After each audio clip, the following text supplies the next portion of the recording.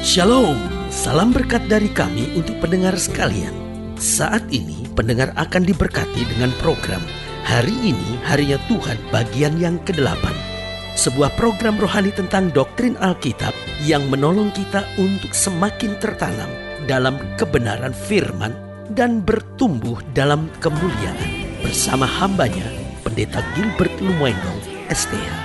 Banyak orang merasa doktrin Alkitab sebagai sesuatu yang membingungkan. Tetapi tahukah saudara bahwa doktrin Alkitab intinya adalah memahami Alkitab dengan benar, dengan pemahaman yang sistematis, sehingga kita terus dapat tertanam di dalam kebenaran firman, sehingga kita terus bertumbuh di dalam kemuliaan Allah. Buka hati saudara sekalian untuk menerima berkat-berkat firman-Nya hari ini.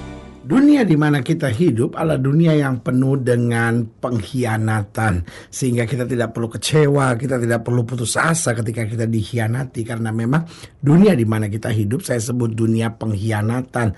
Karena itu yang harus kita belajar yang pertama, jangan terlalu berharap kepada manusia. Saudaraku yang kasih dalam Tuhan, selalu saya bilang minta tolong sama orang nggak apa-apa, bergaul, berkawan sama seseorang nggak apa-apa, tapi jangan andalkan manusia, jangan terlalu berharap kepada manusia. Karena Alkitab sudah ingatkan, Alkitab sudah katakan bahwa terkutuklah orang yang mengandalkan manusia. Lalu yang kedua kita belajar, karena dunia ini adalah dunia pengkhianatan, berarti kita harus belajar jangan cepat kecewa. Kenapa? Karena kita kan belum ada di Firdaus, saudara-saudara. Ketika engkau dikecewakan oleh orang, ketika engkau disakiti oleh orang, belajarlah dari hal-hal yang positif di balik itu semua. Belajarlah sehingga kita nggak gampang kecewa. Ada banyak orang kalau dia disakiti, dia dikecewakan orang, waduh sampai dendam, sampai ada kepahitan, bahkan sampai kadang-kadang ada yang masuk rumah sakit. Saudaraku yang kasih dalam Tuhan, memangnya kita nggak percaya bahwa Allah kita tetap Allah yang baik. Ketika manusia mengecewakan kita, Allah membuktikan bahwa Dia adalah Allah yang turut bekerja, menyatakan kebaikan karena Dia tidak pernah mengecewakan kita. Haleluya. Yang ketiga saya pelajari, karena dunia di mana kita hidup adalah dunia pengkhianatan, berarti kita harus belajar bersyukur dan berserah dalam segala perkara. Kenapa? Karena kita tahu Tuhan tidak pernah beri batu untuk anak-anaknya yang minta roti. Artinya apa? Di balik pengkhianatan sekalipun, kita tahu ada hal yang baik yang sedang Tuhan kerjakan. Ada hal yang baik yang Tuhan sedang maksudkan bagi kita. Kita ingat betul ketika Yudas datang mencium Yesus. Apa jawab Yesus? Yesus berkata, "Hai teman, untuk itukah engkau datang?" Bayangkan Yesus menyebut seorang pengkhianat sebagai teman. Artinya apa? Pengkhianatan dapat menolong hidup kita untuk lebih dekat sama Tuhan, bahkan mengarahkan hidup kita untuk masuk dalam rencana Allah yang sempurna. Haleluya. Karena itu jangan terlalu mengandalkan manusia, jangan terlalu berharap sama manusia, jangan cepat kecewa. Belajarlah untuk bersyukur dan berserah dalam segala perkara. Lalu yang keempat, ingat rencana Tuhan selalu indah bagi kita. Pengkhianatan manusia tidak bisa menghancurkan rencana Allah dalam hidup kita. Bahkan ya seringkali yang terjadi adalah pengkhianatan manusia mengarahkan kita untuk berjalan di dalam rencana Tuhan yang sempurna. Haleluya. Selamat datang dalam program kita hari ini, Harinya Tuhan. Sebuah program rohani yang kembali mengingatkan kepada kita betapa pentingnya kita menjadikan firman Tuhan sebagai dasar keseharian hidup kita. Karena selama kita menjadikan firman Tuhan sebagai dasar keseharian hidup kita, langkah-langkah ke depan kita penuh dengan kepastian, kemenangan, berkat, mujizat, dan perkara-perkara besar. Haleluya. Dan dalam program ini kita sedang membahas tentang dikhianati. Karena saudaraku yang kasih dalam Tuhan, tanpa kita sadari justru musuh kita yang terbesar kadang-kala bukan orang-orang yang jauh, bahkan orang-orang yang kita rasa dekat, orang-orang yang kadang-kala kita kagumi, orang-orang yang kadang-kala kita sayangi dan kemudian mengkhianati. Ada banyak istri kecewa sama suaminya, ada banyak suami yang kecewa sama istrinya, ada banyak orang yang kecewa sama hamba Tuhan, ada banyak orang yang kecewa sama majelisnya, sama tangan kanan pendeta itu. Kenapa? Karena dia merasa dikhianati. Saudaraku yang kasih dalam Tuhan, apa yang Alkitab ngomong dalam Yeremia pasal 41, dalam Yeremia pasal 41 ayat yang pertama sampai ayat yang ke-18. Ceritanya diawali dengan Gedalia diangkat sebagai gubernur di wilayah Babel, di tempat di mana orang-orang Yehuda tetap tinggal, di tempat bangsa umat pilihan yang tidak diangkut ke Babel tetap tinggal. Di sana Gedalia diangkat sebagai gubernur. Lalu apa yang terjadi? Ada seorang yang dekat dengan Gedalia, namanya Yohanan. Yohanan menjelaskan kepada Gedalia bahwa ada seorang yang bernama Ismail bin Netanya akan membunuhnya. Padahal Ismail bin Netanya adalah seorang yang juga dekat dengan Gedalia. Lalu Gedalia bilang apa terhadap Yohanan? Gedalia kemudian bilang sama Yohanan, segala sesuatu yang kamu katakan tentang Ismail itu adalah berita yang bohong. Saudaraku yang kasih dalam Tuhan, tetapi apa yang terjadi? Kemudian yang terjadi adalah bahwa Ismail betul membunuh Gedalia. Di sini kita pelajari bahwa Gedalia punya hati yang baik, tetapi kemudian dia dikhianati. Lihat Yeremia pasal 41 ayat 1 sampai 18, demikian firman Tuhan. Dikatakan dalam bulan yang ketujuh datanglah Ismail bin Netanya bin Elisama, ia keturunan raja dan perwira tinggi raja, beserta 10 orang kepada Gedalia bin Ahikam di Mizpah. Sementara mereka makan roti bersama-sama di Mizpah. Bayangkan makan roti bersama-sama. Maka bangkitlah Ismail bin Netanya dengan ke-10 orang yang ada bersama-sama dia. Lalu mereka memukul mati Gedalia bin Ahikam bin Safan dengan pedang.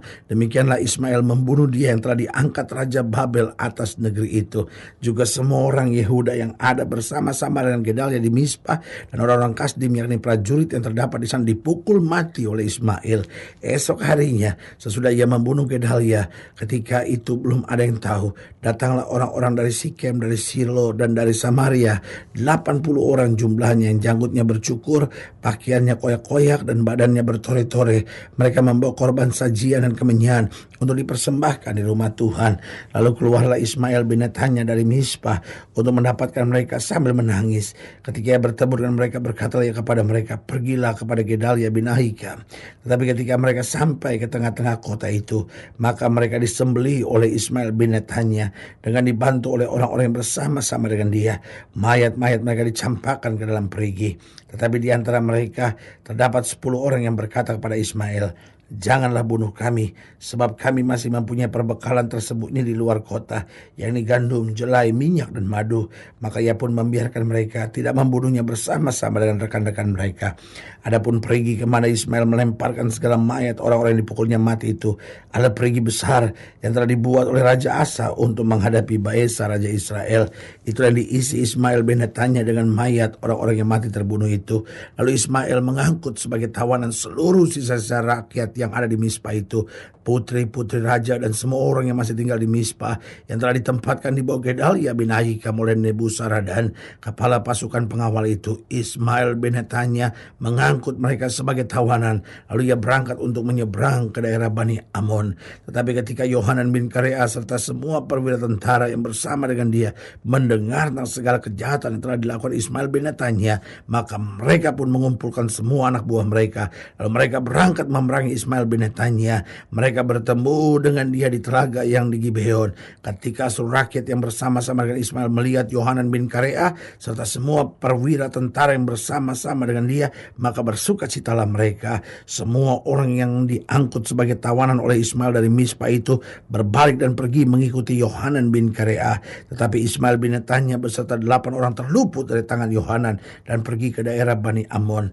Lalu Yohanan bin Karea serta semua perwira tentara yang bersama-sama dengan dia mengumpulkan seluruh sisa-sisa rakyat yang diangkut sebagai tawanan oleh Ismail bin Netanya dari Mizpah. Setelah ia memukul mati Gedalia bin Ahikam, yaitu laki-laki, prajurit-prajurit perempuan, anak-anak dan pegawai-pegawai istana yang dibawa kembali dari Gibeon. Kemudian mereka berjalan terus dan berhenti di tempat penginapan milik Kimham dekat Bethlehem dengan maksud berjalan terus menuju Mesir untuk mengelakkan orang-orang Kasdim yang ditakuti mereka, oleh karena Ismail bin Netanya telah memukul mati Gedalia bin Ahikam yang telah diangkat Raja Babel atas negeri itu. Nah, saudaraku yang kekasih dalam Tuhan, di sini kita belajar bahwa Ismail adalah orang yang dipercaya oleh Gedalia. Bahkan ketika Yohanan melaporkan bahwa Ismail mau membunuhnya, Gedalia tidak percaya. Dari sini kita bisa belajar pelajaran-pelajaran penting dalam kehidupan ini. Yang pertama, bahwa dalam hidup ini tidak selamanya keadaan bisa dapat seperti yang kita harapkan. Saudaraku yang kekasih dalam Tuhan, Gedalia mengharapkan satu keadaan yang baik. Gedalia merasa bahwa segala situasi sudah menjadi terkendali. Kenapa? Karena Raja Babel mempercayakan dia. Dia berjanji untuk melakukan yang baik. Tetapi apa yang terjadi? Justru ada orang yang merancangkan yang jahat baginya. Saudaraku, tidak selamanya keadaan bisa seperti yang kita harapkan. Tetapi yang harus kita buat, tetap kuat, tetap bertahan, tetap percaya bahwa Allah membuat segala sesuatunya menjadi indah. Lalu yang kedua, pelajaran yang bisa kita ambil bahwa dalam hidup ini tidak semua orang dekat kita adalah orang yang baik terhadap kita. Saudaraku yang kasih dalam Tuhan, yang menusuk saudara dari belakang seringkali bukan musuh saudara, tapi justru teman dekat saudara. Itu sebabnya saya tidak mengajarkan bahwa setiap kita harus hidup dengan kecurigaan, tetapi setiap kita harus hidup pada penyerahan penuh kepada Tuhan. Karena tidak semua orang dekat kita adalah orang yang baik terhadap kita. Tidak semua orang yang jauh dari kita juga adalah musuh kita. Kenapa? Karena kadang-kala justru orang yang jauh dari kita itu yang membela kita. Justru orang yang dari dekat kita itu yang menjerumuskan kita. Yang ketiga, pelajaran yang bisa kita ambil bahwa dalam hidup ini tidak semua orang yang kita lakukan yang baik pasti akan berlaku baik terhadap kita. Dulu kita pikir kalau saya baik sama orang, orang pasti berlaku baik buat kita. Tetapi ini yang saya mau bilang, kita berlaku baik bukan karena orang itu baik kepada kita. Kita berlaku baik bukan juga supaya orang itu berlaku baik terhadap kita.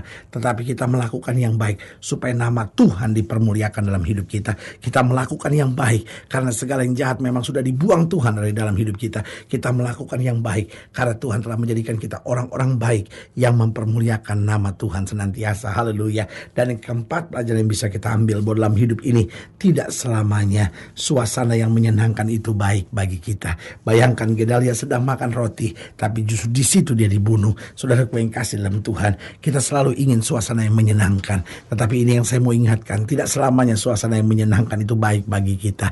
Karena itu selalu mau berkata, lebih baik 1 hari di rumah duka daripada 1000 hari di tempat pesta.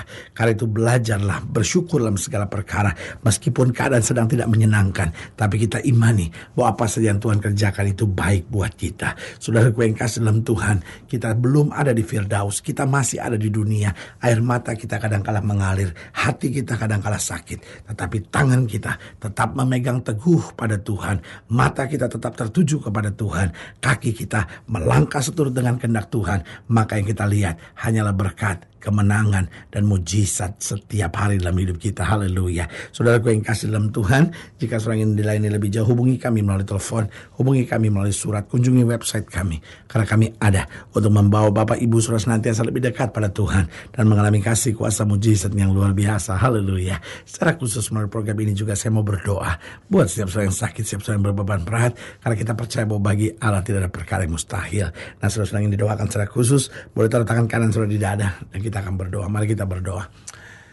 Bapa, dalam nama Yesus, hamba doa buat yang sakit, hamba doa buat yang berbeban berat, hamba doa untuk setiap mereka yang sedang menghadapi masa-masa yang sukar, karena hamba percaya bahwa bagi Allah tidak ada perkara yang mustahil. Bapa, hamba berdoa di dalam nama Yesus, Tuhan jamah, yang sakit Tuhan sembuhkan, yang lemah Tuhan kuatkan, yang susah Tuhan hiburkan, yang jatuh Tuhan angkat, sehingga hari-hari yang penuh kemenangan boleh senantiasa Tuhan kerjakan dalam hidup kami. Bapa, hamba berdoa di dalam nama Yesus, juga buat mereka yang taruh tangan kanannya di dada, di dalam nama Yesus, mungkin mereka sedang dikhianati, mungkin mereka sedang menghadapi masa-masa yang sukar. Tuhan jamah sehingga hidup kami boleh senantiasa kuat, menyenangkan hati Tuhan, dan menjadi berkat. Di dalam nama Yesus kami berdoa. Haleluya. Amin. Saudara gue yang kasih dalam Tuhan, kita sudah berdoa. Ingat, tidak pernah Allah lalai menepati janjinya. Inilah saatnya buat kita untuk bangkit, bersemangat, bersuka cita dalam menghadapi segala perkara. Karena kita tahu Yesus hidup, Yesus berkuasa, dan selalu menyediakan yang terbaik buat anak-anaknya. Doa saya menyertai saudara. Sampai berjumpa pada program berikut. Dan jangan lupa, jadikan hari ini harinya Tuhan. Haleluya.